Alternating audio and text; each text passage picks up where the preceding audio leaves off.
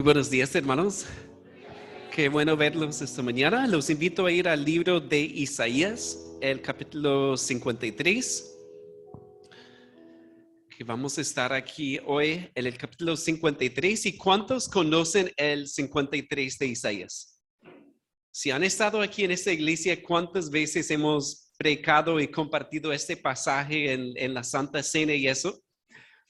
Y me pasó algo esta mañana en la primera prédica que brinqué todo un punto de mis notas y hice caso omiso de esa parte de la prédica. Y yo pensaba algo ahorita: ¿qué pasaría si nos brincáramos el 53 de Isaías? ¿Cómo sería el libro? Recordemos, miren el capítulo 1 de Isaías. Porque pensé, es bueno recordar lo que hemos visto. El capítulo 1 de Isaías, el versículo 11, dice: ¿para qué me sirve, dice Jehová, la multitud de vuestros sacrificios? Hastiado estoy de holocaustos de carneros y de cebo de animales gordos. No quiero sangre de bueyes, ni de ovejas, ni de machos cabríos. Es decir, vemos el pecado de ellos. Hemos visto su hipocresía. Miren el 18 del capítulo 1. Venid luego, dice Jehová, y estemos a cuenta.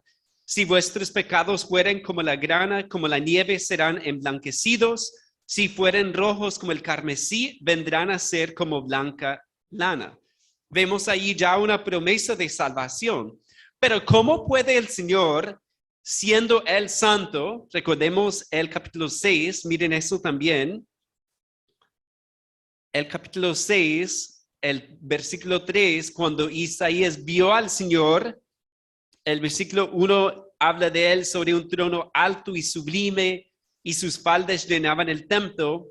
Y el versículo 3, y uno al otro daba voces diciendo: Santo, santo, santo, Jehová de los ejércitos, toda la tierra está llena de su gloria.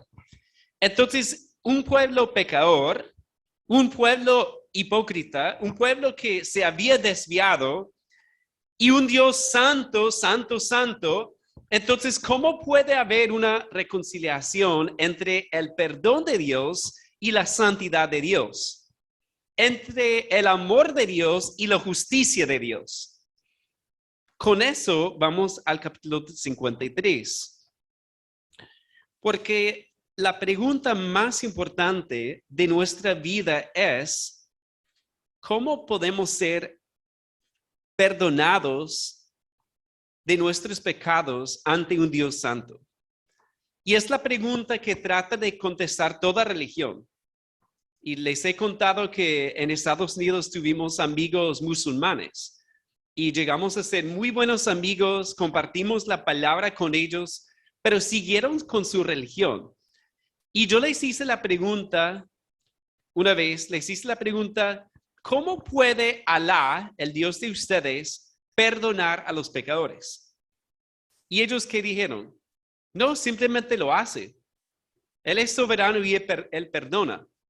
Pero mi pregunta fue: ¿cómo puede ser justo entonces Alá si somos pecadores? ¿Cómo nos perdona? Y ellos ahí no tenían ninguna respuesta. Porque en el Islam no hay el sacrificio de Cristo, no hay el sustituto que necesitamos todos. Simplemente no lo hay. Y en ninguna otra religión hay lo que tenemos en Cristo Jesús. Entonces, miremos el capítulo 52, el versículo 13 y 14. Aquí vamos a ver la introducción, porque eso a veces ustedes saben que los capítulos, los números no son inspirados por Dios. Aquí el 53 hace parte de lo que viene antes. Miren conmigo el 52:13. He aquí que mi siervo será prosperado, será engrandecido y exaltado, y será puesto muy en alto. Cómo se asombraron de ti muchos, de tal manera fue desfigurado de los hombres su parecer, y su hermosura más que la de los hijos de los hombres. Así asombrará él a muchas naciones. Los reyes cerrarán ante él la boca, porque verán lo que nunca les fue contado y entenderán lo que jamás habían oído. Es un mensaje sorprendente y es la clave de todo el libro, porque sin lo que vamos a ver aquí, el triunfo del siervo, ¿cómo puede haber perdón? Recuerden que hace 15 días vimos una predica también, lo práctico de saber el futuro. Y vimos muchas promesas a futuro. Pero ¿cómo puede hacer Dios una promesa y cumplirla? Si no fuera por lo que vemos aquí, no lo haría. No lo podría hacer.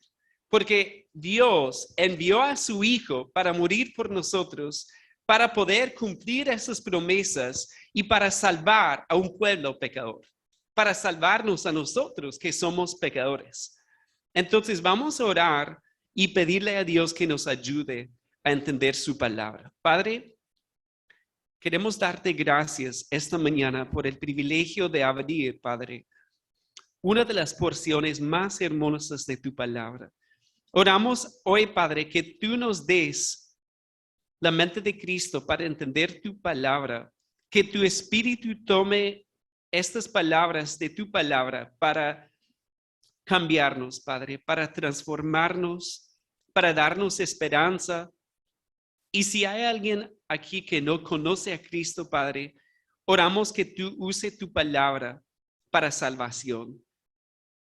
Oramos, Padre, que obres también en los creyentes para que podamos centrarnos nuevamente en Cristo hoy y regocijarnos, Padre, en el gran sacrificio que Él dio por nosotros. Te damos gracias en el nombre de Él. Amén. Muy bien, aquí estamos en el cuarto de los cantos del siervo. Recuerden eso que hemos visto 3 cantos y este es el último y el más importante. Y aquí entramos a un pasaje que puede ser el más importante de Isaías y el más importante de todo el Antiguo Testamento, diría yo. Porque aquí vemos el pasaje más claro sobre el Evangelio en todo el Antiguo Testamento. Algunos han llamado ese capítulo hasta otro Evangelio, en el sentido de que Mateo, Marcos, Lucas y Juan fueron escritos 700 años y pico después, pero aquí vemos el contenido de los evangelios.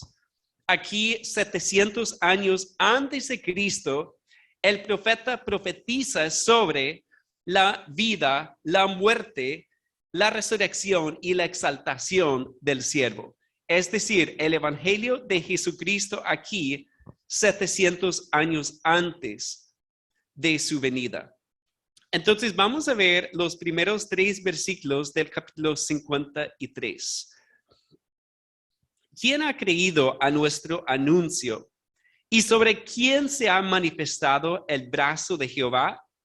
Subirá cual renuevo delante de él y como raíz de tierra seca. No hay parecer en él ni hermosura. Le veremos, mas sin atractivo para que le deseemos. Despreciado y desechado entre los hombres, varón de dolores, experimentado en quebranto, y como que escondimos de él el rostro, fue menospreciado y no lo estimamos. Vemos aquí un resumen de la vida del siervo. Si están apuntando, el primer encabezado es la vida del siervo. Y ya hemos hablado de quién es este siervo y a la luz del Nuevo Testamento es muy claro quién es. Para un lector de la época de Isaías no sería tan claro, ¿verdad? Y hasta el día de hoy les cuesta a muchas personas saber de quién está hablando el pasaje. Recuerdan, hace 8 días el pastor Alfredo leyó de Hechos 8 del eunuco etíope. ¿Recuerdan eso? ¿Y qué estaba leyendo ese hombre? Isaías 53. Y la pregunta que él hizo es la más importante del libro. En Hechos 8:34 él hizo la pregunta, ¿de quién dice el profeta esto? ¿De sí mismo o de algún otro? Porque aquí cuando leemos sobre este siervo, esa es la pregunta. ¿De quién está hablando él? Y tristemente muchos judíos hoy no han entendido quién es todavía. Y yo tengo una Biblia de estudio judía que explica la interpretación. Es como una nota, tiene notas como una Biblia de estudio desde su perspectiva y ellos no entienden lo que está diciendo el pasaje. Porque ellos dicen que o fue el profeta o algunos dicen que fue la misma nación. Pero miren el versículo 2. Subirá cual renuevo delante de él y como raíz de tierra seca, no hay parecer en él ni hermosura, le veremos más sin atractivo para que le deseemos. ¿Eso suena como una nación? No, suena como una persona, ¿cierto? El 3 más aún, despreciado y desechado entre los hombres, varón de dolores, experimentado en quebranto. ¿Cómo puede estar hablando el profeta de una nación ahí? Está hablando de una persona. ¿Y cómo puede estar hablando de sí mismo al hablar de su vida? Porque Isaías, si recordamos Isaías 6, decía que él era hombre impuro con labios impuros. Él sabía que era pecador. Mientras que aquí vemos a un hombre sin pecado, un hombre que experimentó dolores y quebranto como ningún otro. Entonces, cuando leemos el pasaje, tenemos que entender que habla de Jesucristo, del siervo de Jehová que él envió. Y la pregunta del versículo 1, ¿quién ha creído a nuestro anuncio y sobre quién se ha manifestado el brazo de Jehová? Pues ahí el profeta habla en el versículo 1 porque él está compartiendo el mensaje y él dice y él ve lo que va a pasar, quién ha creído este anuncio. Porque sigue siendo difícil de aceptar la enseñanza aquí, porque es como una contradicción tan grande. Y como vimos arriba en el 52, 13 y 14, vemos ahí que iba a ser un siervo prosperado, engrandecido y exaltado. Pero al mismo tiempo, ¿qué dice el 14? Como se asombraron de ti muchos, de tal manera fue desfigurado de los hombres su parecer y su hermosura más que la de los hijos de los hombres. Entonces, parece un enigma, ¿cierto? Porque aquí hay un siervo exaltado, prosperado, glorificado, y el profeta usa palabras que vimos en Isaías 6. Está hablando de él de una forma que nos da una idea gloriosa. Pero en el versículo siguiente dice que no lo vamos a reconocer porque su semblante será desfigurado como ningún otro hombre. Entonces, qué contradicción, ¿verdad? Entre lo que él iba a hacer y lo que le pasó. Y es por eso que le ha costado tanto a tantas personas reconocerlo, porque sencillamente no les cabe en la cabeza un Mesías así, un Mesías en una cruz. La palabra dice que maldito el que es colgado de un madero. Entonces la idea de un Mesías colgado en una cruz no tenía sentido para ninguno de ellos. Ahora vemos aquí en el versículo 3 también sobre, bueno, el capítulo 53, 3, despreciado y desechado entre los hombres, varón de dolores, experimentado en quebranto, y como que escondimos de él el rostro, fue menospreciado y no le estimamos. Ahí habla de su vida, ¿cierto? La forma en que él llegó al mundo, la forma en que él fue tan humilde en todo lo que hizo, y en general fue un varón de dolores. Se identificó con los pecadores, con los débiles, con los enfermos, con los que no tenían esperanza. Y vemos al final ahí que seguramente está haciendo referencia a él cuando estaba en la cruz. Porque ¿cómo actuaron actuó la gente que lo vio en la cruz? Pues se burlaban de él, fue menospreciado, como dice, no lo estimamos. Y el profeta habla aquí de él como si tuviera una enfermedad mortal contagiosa. Y eso me hizo pensar como cuando comenzamos con la pandemia. ¿Recuerden ustedes cuando alguien salió positivo por el COVID? Y yo recuerdo, por ejemplo, llevar un almuerzo a la casa de alguien y uno que hacía, pues llevaba la comida, la dejaba ahí en la terraza y, ¿verdad? Porque uno no, yo recuerdo también que con vecinos uno como que no quería pasar cerca de su casa por el miedo, ¿verdad? Y es lo que vemos aquí, como si tuviera una enfermedad, la gente no quería estar cerca de él. Incluso, ¿qué pasó con sus discípulos? Todos huyeron. Y los que se quedaban mirando, la palabra dice que se quedaban mirando desde lejos, porque estaban avergonzados, estaban espantados con lo que estaban viendo. Al Salvador colgado, humillado en esa cruz, varón de dolores, experimentado en quebranto.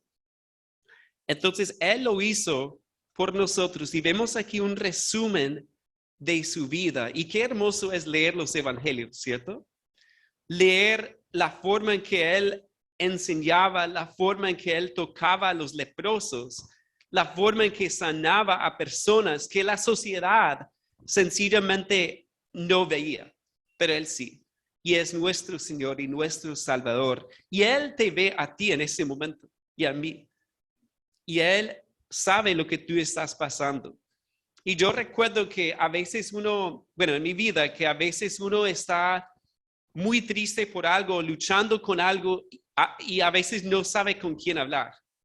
Porque no, es que nadie me va a entender, pero Él sí, porque Él es varón de dolores, experimentado en quebranto.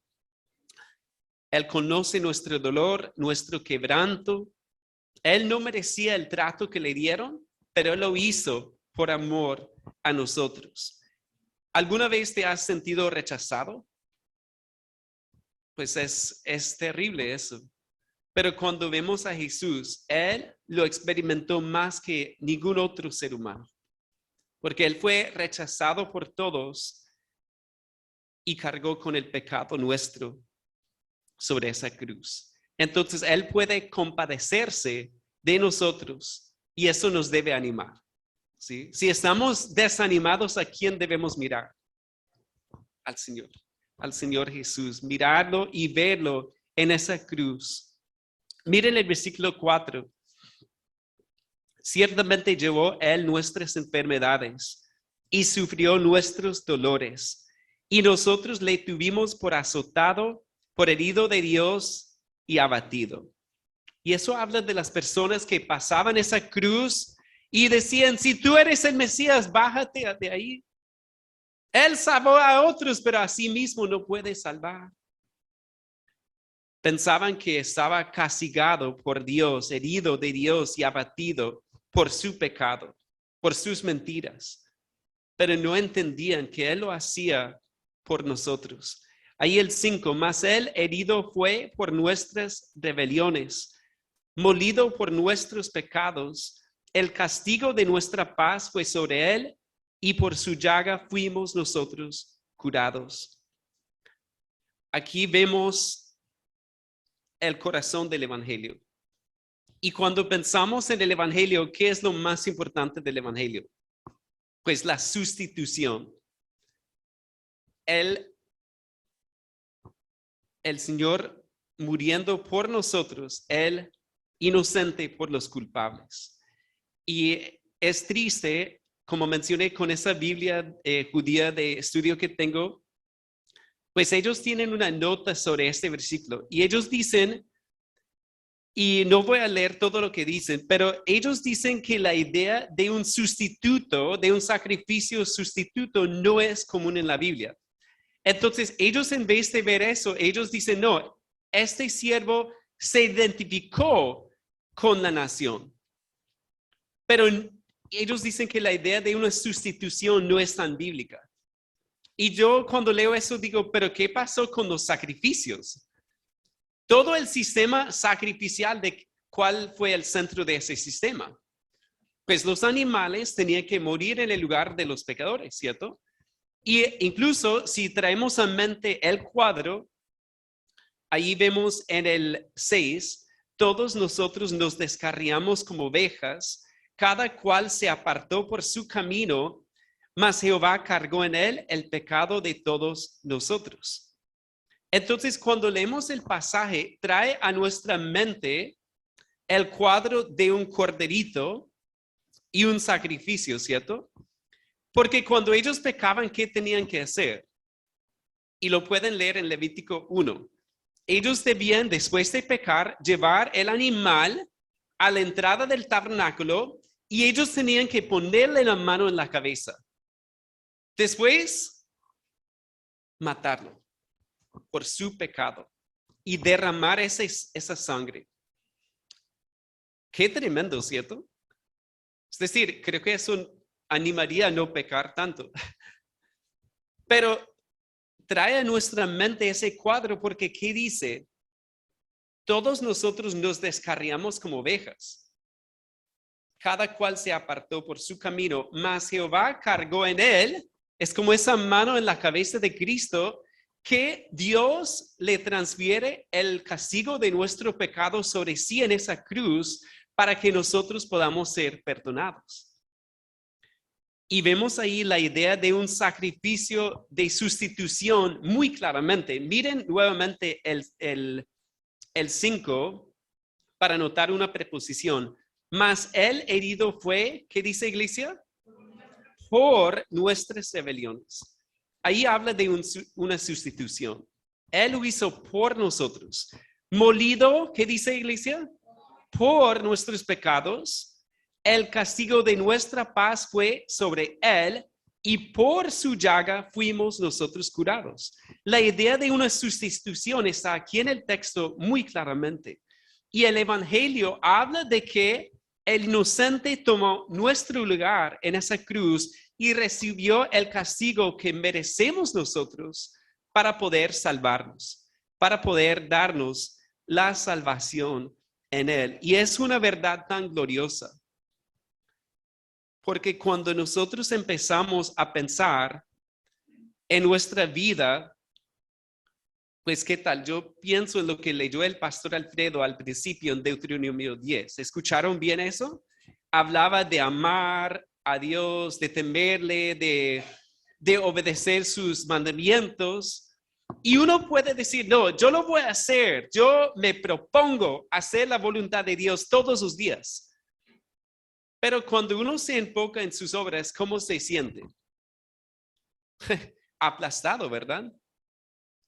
Cuando perdemos de vista a Cristo, ¿qué pasa con los mandamientos de Dios? Pues Pablo dice que condenan.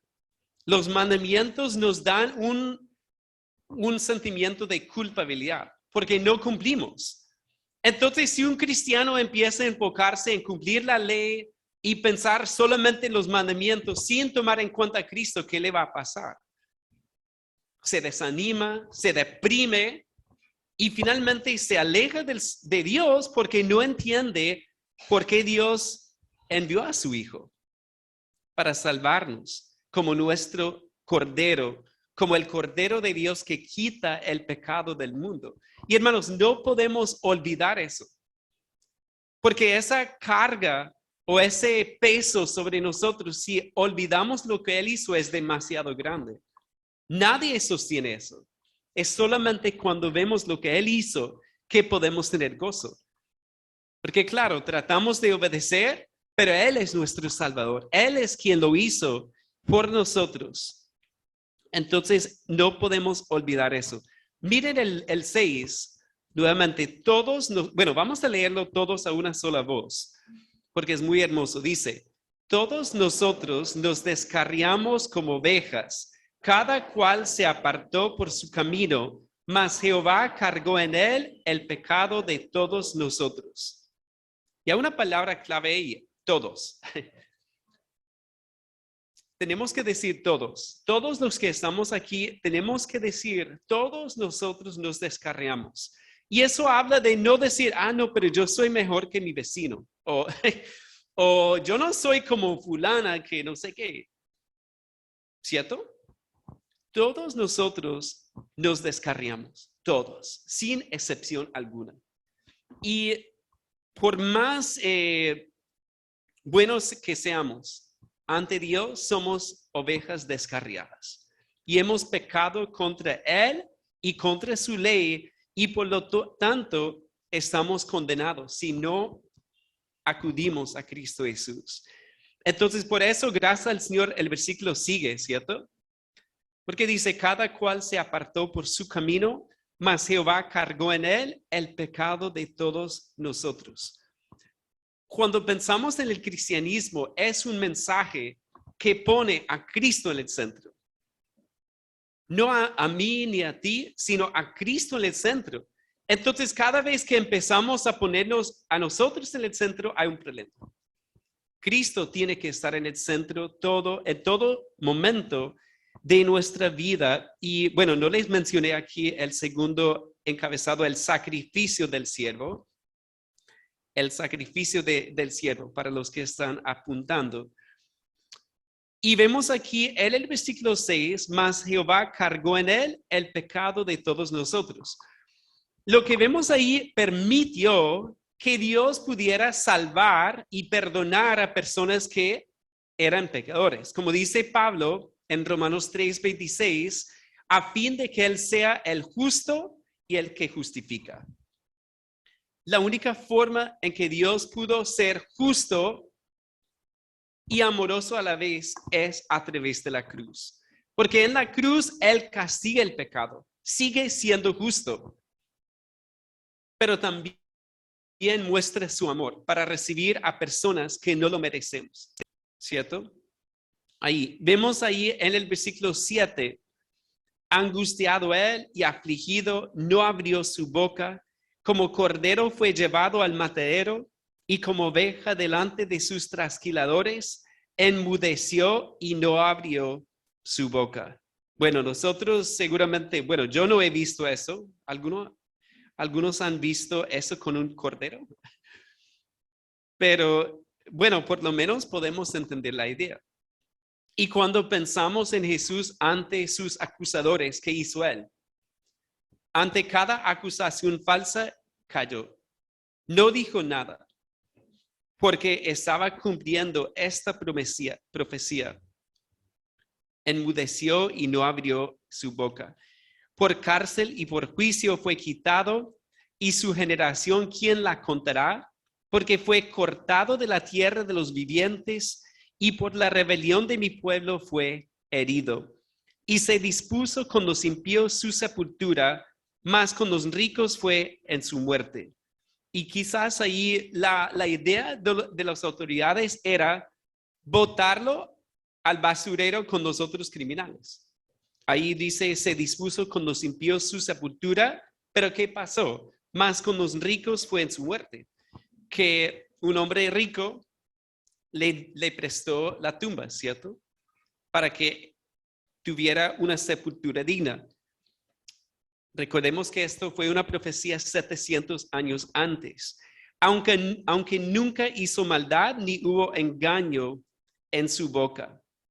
Vemos ahí en el sacrificio del siervo, vemos ahí también su resurrección, ¿cierto?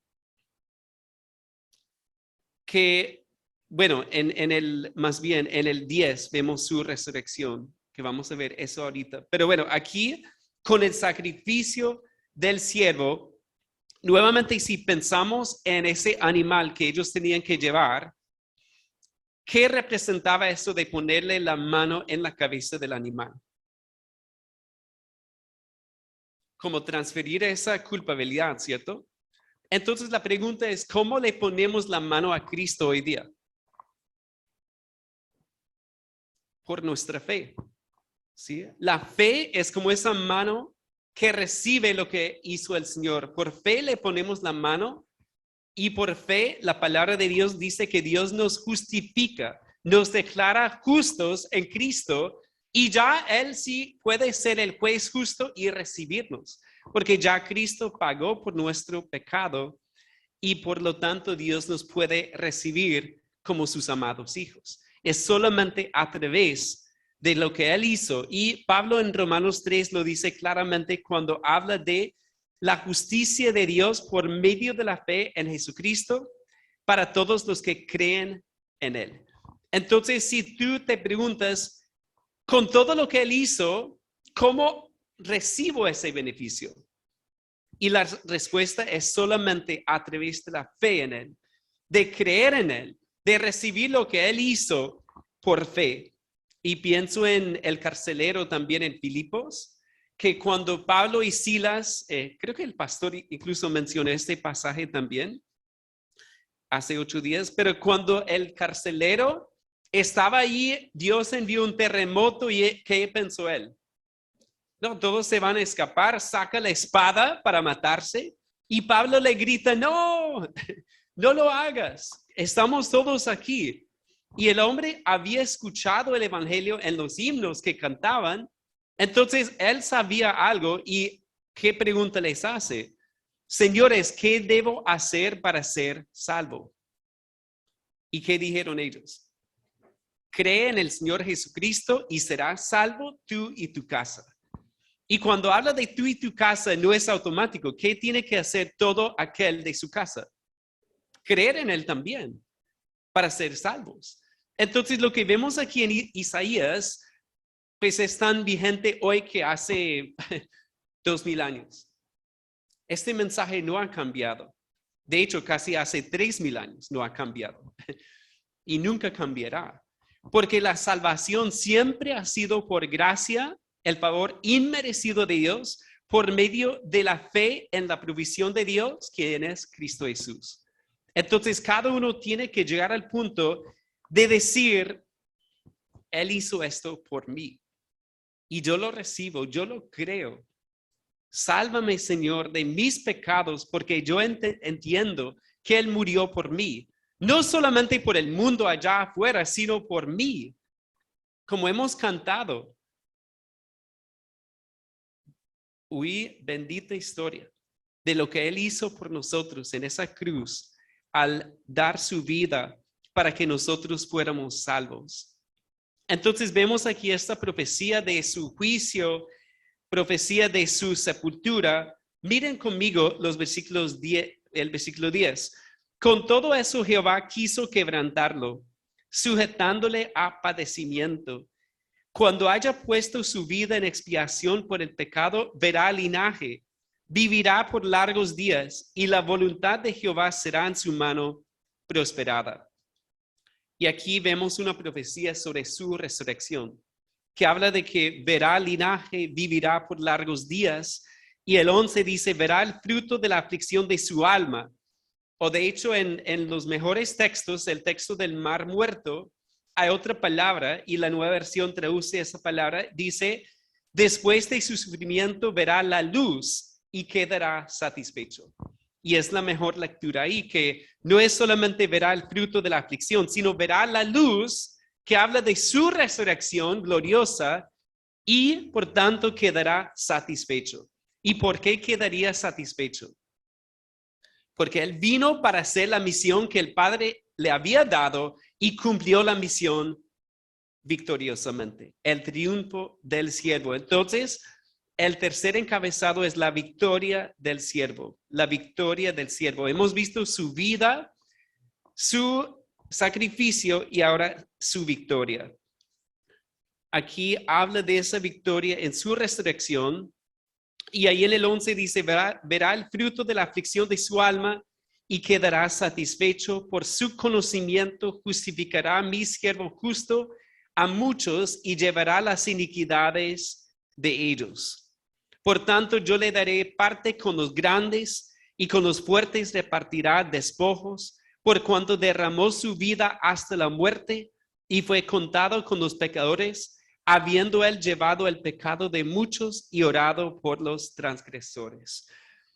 Aquí vemos su victoria, porque habla de su resurrección y habla de su exaltación después. Y lo bonito del pasaje es así comenzó, como comenzó, termina. Si miramos nuevamente en el 52, el versículo 13, he aquí que mi siervo será prosperado, será engrandecido y exaltado y será puesto muy en alto. Y eso habla de lo que Pablo dice en Filipenses 2, cuando dice, por lo cual Dios también le exaltó hasta lo sumo y le dio un nombre que es sobre todo nombre, para que en el nombre de Jesús se doble toda rodilla de los que están en los cielos y en la tierra y debajo de la tierra, y toda lengua confiese que Jesucristo es el Señor, para gloria de Dios Padre. Es la exaltación que vemos aquí del siervo quien hizo la voluntad del Padre al venir a este mundo. Miren el versículo de 10. El 10 dice, con todo eso Jehová quiso quebrantarlo. ¿Qué tal esa frase? ¿En qué sentido quiso quebrantarlo? Porque eso es algo sorprendente, ¿verdad? Pero no fue el gozo del Padre de ver a su hijo sufrir, sino que lo quiso hacer porque sabía que no había otra forma de salvarlos. Y ha habido este debate. ¿Será que Dios hubiera podido hacerlo de otra forma? Y de lo que podemos entender, no. Fue la única forma de cumplir con su justicia y su amor de la forma plena a través de su Hijo. Entonces es por eso que Jehová, el Señor, quiso quebrantarlo, sujetándole a padecimiento. Porque Él sabía que iba a enviarlo con esa misión, que el Hijo iba a cumplir esa misión victoriosamente y por lo tanto fue exaltado. Y obviamente en su segunda venida será más todavía. Todo lo que vimos en Isaías 51, 2, 54 y lo que vamos a ver hasta el fin del libro se debe a lo que vemos aquí. Es por eso que fue exaltado y será exaltado aún más en el futuro por todo lo que él hizo. Así que si quitáramos el capítulo 53, ¿qué tipo de fe tendríamos? Tendríamos una fe, una religión, ¿cierto? Un moralismo. Tendríamos mandamientos. Pero sin la verdad del 53, de su vida, su muerte, su sepultura, su resurrección y su exaltación, no tendríamos el evangelio. Porque se trata de él. Desde el principio hasta el fin. Se trata de Cristo. Y el cristiano que no se centra en Cristo va a ser un cristiano triste. Y a veces nos pasa, ¿verdad? Que nos entretenemos con otras cosas o nos distraemos con otras actividades y empezamos a enfocarnos quizás en lo que nosotros hacemos. No, es que yo voy bien, estoy cumpliendo, ¿cierto? Y nos enfocamos en, me siento bien, hice el devocional, oré, estoy cumpliendo. Pero hermanos, si olvidamos a Cristo, estamos mal. Estamos mal, porque solamente en Cristo tenemos salvación y solamente en Cristo tenemos crecimiento espiritual por su Espíritu, ¿verdad? Y tenemos que recordar eso. Bien, miremos ahora para terminar, miremos 1 de Pedro, el capítulo 2. Vamos a brincar en el tiempo más de 750 o 60 años hasta 1 de Pedro, casi al final de la Biblia, antes de Apocalipsis.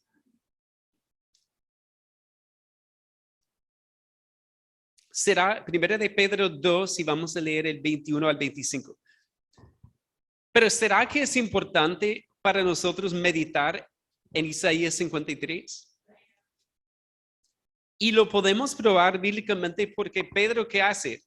Él hace una reflexión extendida de Isaías 53 y él saca varias lecciones. Y es por eso quise terminar con esta porción, porque vemos lo que él hace y lo que podemos hacer nosotros. Miren 1 de Pedro 2, 21. Pues para esto fuisteis llamados, porque también Cristo padeció por nosotros, dejándonos ejemplo para que sigáis sus pisadas, el cual no hizo pecado ni se halló engaño en su boca, quien cuando le maldecían no respondía con maldición, cuando padecía no amenazaba, sino encomendaba la causa al que juzga justamente. ¿Cuál sería la aplicación ahí? pues, ¿qué tipo de reacción tenemos cuando alguien nos maltrata? Cuando no recibimos el trato justo que pensamos merecer. Pues pensemos en Cristo, ¿verdad? Porque dice ahí en el 21 que Él nos dejó ejemplo para seguir sus pisadas. Entonces ahí vemos un ejemplo de cómo vivir, el ejemplo más grande de cómo vivir como cristianos. Y debemos ser personas caracterizadas por amor, humildad, apacibilidad, ¿cierto?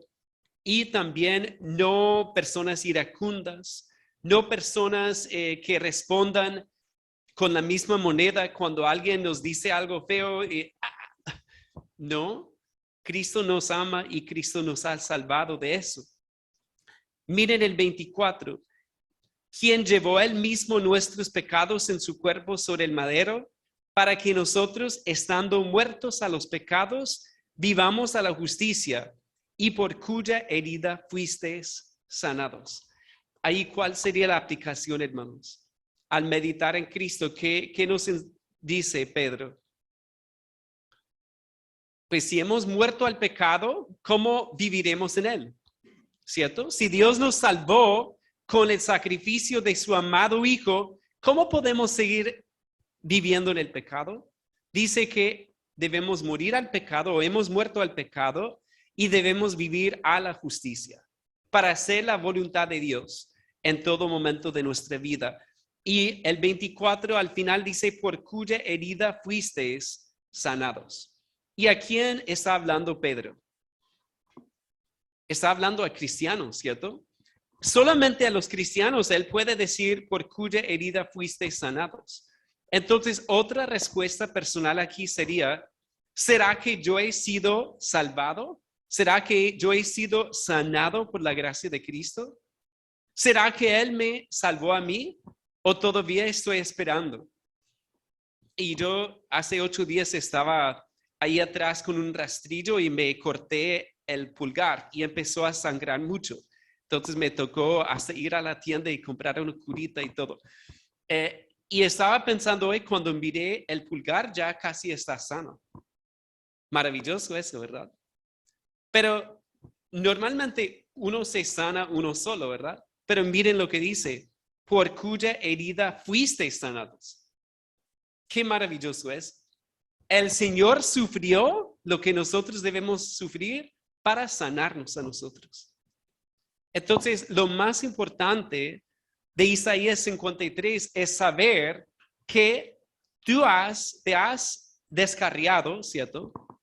Pero que necesitas recibir la salvación en Cristo. Y eso pues aplica a cuántos aquí. Ok, ¿cierto? Todos nosotros nos descarriamos como ovejas, cada cual se apartó por su camino, mas Jehová cargó en él el pecado de todos nosotros. Es decir, el mensaje es para todos. Desde los niños hasta los adultos. Es para todos. Pero cada uno tiene que recibir por fe, como mencionamos antes, poner la mano de fe en Cristo y recibirlo para que sea nuestro Salvador. Miremos el 25 para terminar. Porque vosotros erais como ovejas descarriadas, pero ahora habéis vuelto al pastor y obispo de vuestras almas. Qué hermoso eso, ¿verdad? Amén. Eso es maravilloso. Y ahí la palabra obispo se puede traducir guardián. Él es nuestro guardián del alma. Él es nuestro pastor. Entonces, si éramos ovejas descarriadas, ahora tenemos un pastor. Ahora debemos seguirle en todo aspecto y saber que Él está con nosotros. Él es quien sufrió por nosotros y Él es quien nos pastorea. Él es quien nos guía. Él es quien nos ayuda porque Él está con nosotros en todo momento. Él es nuestro buen pastor. Y solamente para pensar, hermanos, que pues merecemos o merece más reflexión Isaías 53. A veces yo pienso lo que hacemos aquí es muy poco, ¿verdad? Pero tenemos que llevar ese mensaje y aplicarlo a nuestra vida de manera muy, muy puntual. En nuestras familias, en nuestro matrimonio si somos casados, en nuestra obediencia a nuestros padres, niños, en nuestro trabajo también, en todo aspecto de nuestra vida. Si estamos pasando por una dificultad, recordar que Él es el pastor y guardián de nuestras almas. Voy a pedirle al pastor Alfredo que venga para cerrar, que no lo hicimos en el primer servicio, pero creo que es un buen momento para reflexionar un poco y tomar decisión. Vamos a orar, hermanos.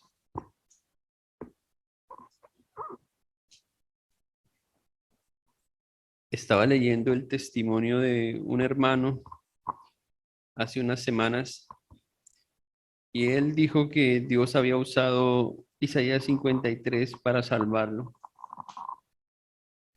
Y yo sabía que íbamos a predicar Isaías 53 y he orado para que Dios salve a algunos que quizás no le conocen todavía. Pero si usted también es una persona salva, tiene que centrar su vida en Jesús.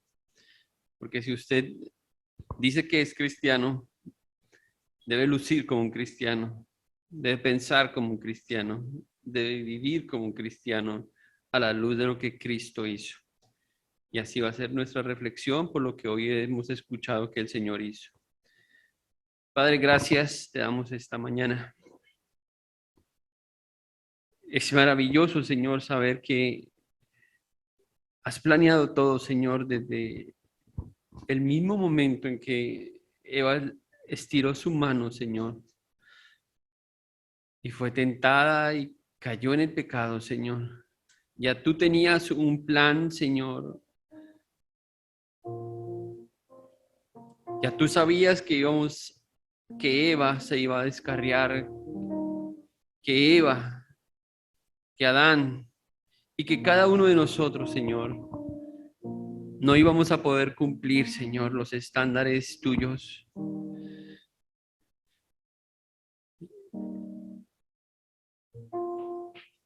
Señor, nos entregaste lo más amado, tu Hijo, tu único Hijo, el primogénito. Y al venir Jesús a este mundo, Señor, ha traído buenas nuevas de salvación, ha traído esperanza. Por eso, Señor, a esta hora, en cada rincón del mundo, Señor, están celebrando, hablando, proclamando lo que Él hizo, Señor. Quizás nosotros hemos escuchado tantas veces de tu Hijo Jesús. Quizás hemos hablado de Él, pero todavía Él no es nuestro Salvador, todavía Él no es nuestro Señor. Y Padre, no quisiera que ninguno perdiera esta oportunidad de rendir su vida absolutamente a Jesús. Él vivió una vida perfecta en obediencia al Padre. Él sufrió por nosotros, como acabamos de escuchar. Y todo para darnos la victoria. Esa victoria que al final todos y cada uno de nosotros estamos buscando. Porque todos perseguimos el amor, todos perseguimos la paz, todos perseguimos, Señor, un mundo mejor que este. Y la única forma de encontrar todo eso es en Jesús. Él es nuestro Salvador, Él es nuestra esperanza. Por tu gracia, Señor, algunos de nosotros hemos sido unidos a Él. Pero otros, Señor, se han resistido. Otros creen que habrá un tiempo, que es en el tiempo, como dicen, pensando y postergando, Señor, en un futuro, lo que hoy puede ser para ellos una realidad extraordinaria de ser, pasar de muerte a vida. Y sé que hay personas que no han considerado, Señor, entregar su vida a Jesús hasta que pasen años o vivan la experiencia, como algunos jóvenes dicen, Señor. Pero yo te suplico, Señor, que hoy doblegues el corazón del necio, que doblegues el corazón del descarriado, del que está luchando, del que está pecando y el que sabe que está perdido. Que esa persona hoy pueda admitir que necesita a Jesús. Confía en Él. Si tú eres esa persona, entrégale la vida a Jesús hoy. Hoy es el día de salvación para ti. No dudes de que Cristo, que Dios no es suficiente para ti. Descansa en Él. Reconócelo como el Salvador perfecto en tu vida. Pídele perdón por tus pecados. Oh Señor, perdónanos, perdónanos, Dios, perdónanos.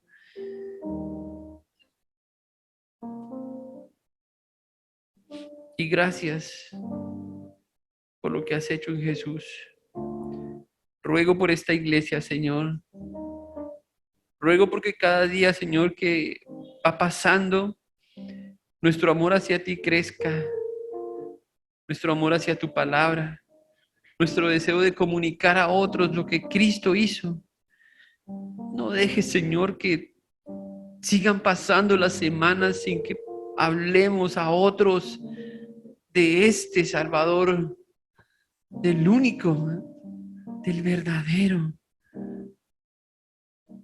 Hay muchos, Señor, que están destruyendo sus vidas. Hay muchos que se están divorciando. Hay muchos que están atrapados en una droga, en un mal hábito, Señor. Y lo único que los puede librar es Cristo. Haznos consciente de eso, Señor, porque somos tu iglesia, porque somos la sal de este mundo. Y porque, como dijo Pablo, el evangelio es el poder tuyo, Señor, para salvarlos. Oramos por nuestros hijos. Oramos por nuestros padres que no son creyentes. Oramos por nuestros hermanos, por nuestros vecinos, Señor. Padre, ten misericordia de nosotros y ayúdanos, úsanos como instrumentos tuyos para la salvación de ellos.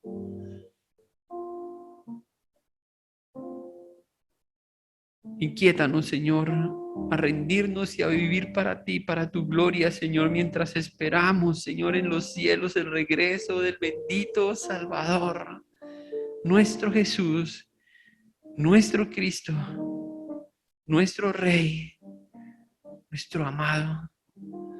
Te amamos, Jesús. Te amamos y esperamos verte pronto, Señor. Ven por tu iglesia, Señor. Te damos gracias esta mañana, Señor, y oramos en el nombre de Jesús. Amén.